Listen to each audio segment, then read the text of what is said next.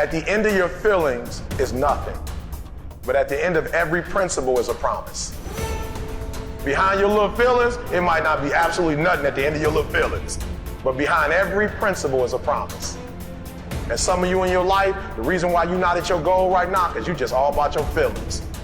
You all on your feelings. You don't feel like waking up. So who does? Every day you say no to your dreams, you might be pushing your dreams back a whole 6 months, a whole year. That one single day, that one day you didn't get up could have pushed your stuff back I don't know how long. It's really hard to be led by your butt. But I'm not qualified, but I'm not good enough, but I'm not smart enough, but I didn't go to the right school, but I don't have enough money, but. If you're ever gonna step into your future, if you're ever gonna step into your destiny, you're gonna have to get over your butt. And so I love the process. I love it. I love working for what I want. I love the sacrifice. I love the dedication. I love the commitment. I love that. Everybody wants the prize. Nobody wants the process. Everybody wants to be a diamond. Nobody is willing to get cut. Everybody wants to go to heaven. Nobody wants to die.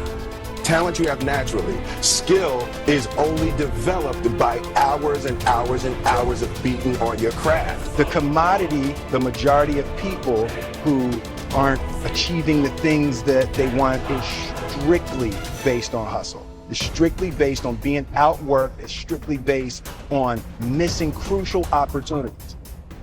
For every action, there is an equal and opposite reaction. Simply stated, as it applies to you and me, it means we can achieve nothing without paying the price. Now, what is that price? Well, it's many things. First, it's understanding emotionally, as well as intellectually, that we literally become what we think about, that we must control our thoughts if we're to control our lives. It's understanding fully that, as ye sow, so shall ye reap. Secondly, it's cutting away all the fetters from the mind and permitting it to soar as it was divinely designed to do. It's the realization that your limitations are self-imposed and that the opportunities for you today are enormous beyond belief. It's rising above narrow-minded pettiness and prejudice.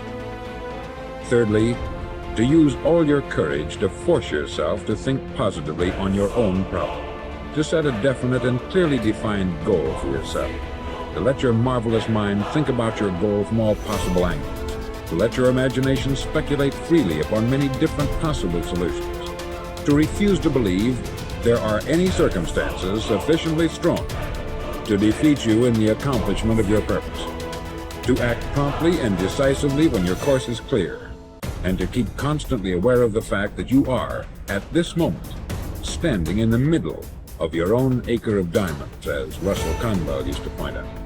Fourth, save at least 10% of what you earn. It's also remembering that no matter what your present job, it has enormous possibilities if you're willing to pay the price. Now let's just go over the important points in the price each of us must pay to achieve the wonderful life that can be ours. It is, of course, worth any price. 1, you will become what you think about.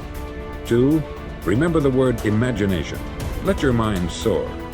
3, courage. Concentrate on your goal every day. 4, save 10% of what you earn. And action.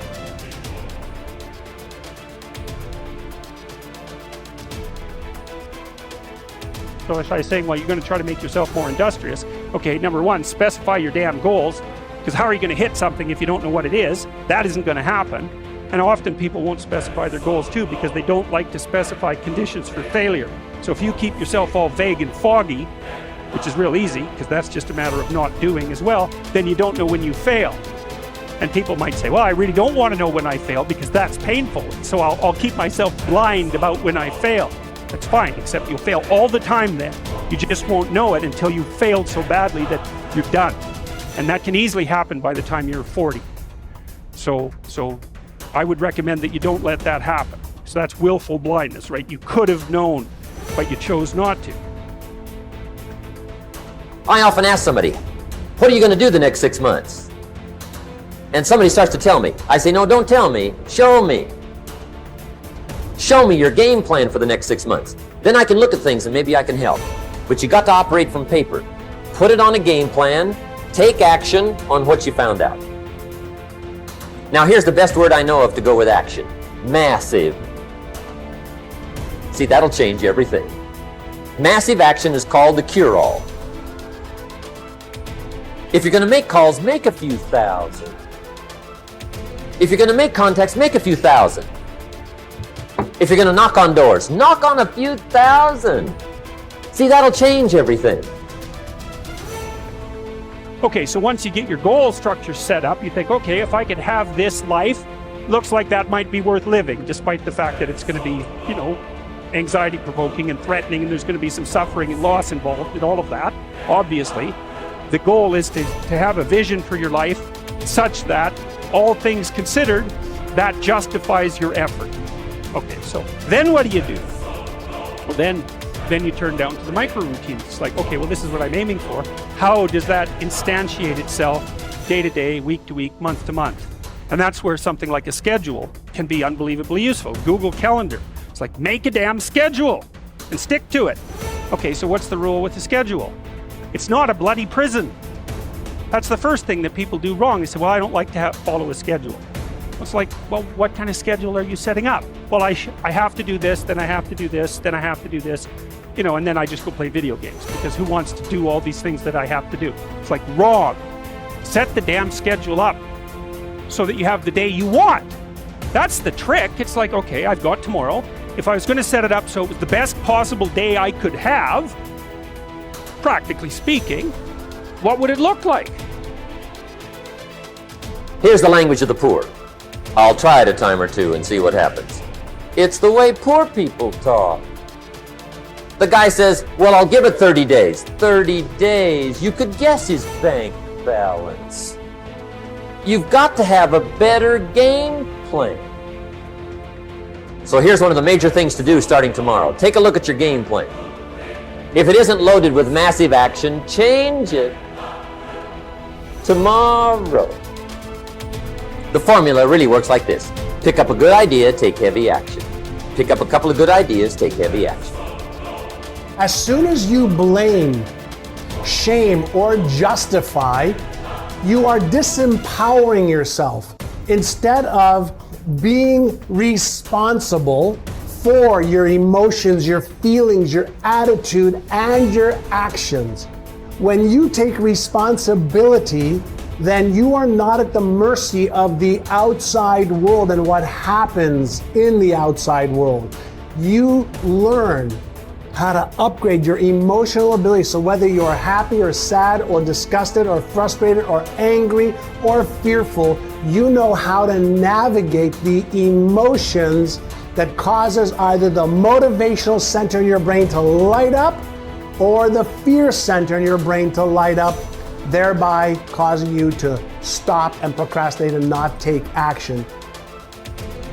One of the biggest reasons why you're unhappy is because deep down you know what you want, but you won't allow yourself to have it. And I want to break this down for you, because after coaching millions of people for the last decade, this is a fundamental issue for each and every one of us.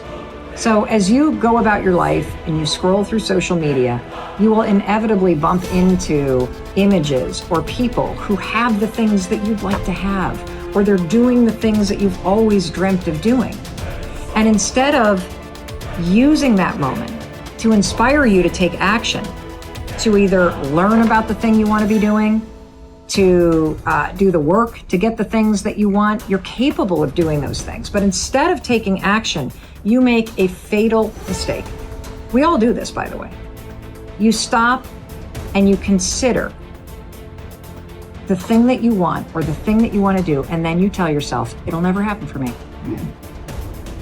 Right there, you just killed your inspiration, you killed your dream, you killed your goal, you invalidated yourself, you invalidated your desires, you pounded yourself down into the ground and basically said you're not worthy of that thing.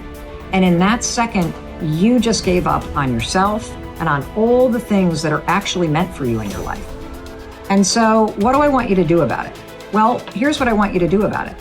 I want you to understand that you get to want those things, and you also can have them, but it's going to require action. And so the next time you find yourself going about your life and you feel that pang inside of you where you're like, gosh, I'd love to have that kind of car, or I'd love to have that kind of house, or I'd love to have that kind of health or mindset. Note it, and then remind yourself of a simple truth. I can have that mindset. I can have that car.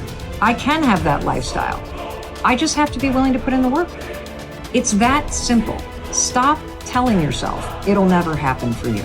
Because the reason why it's not happening is because you keep telling yourself it won't.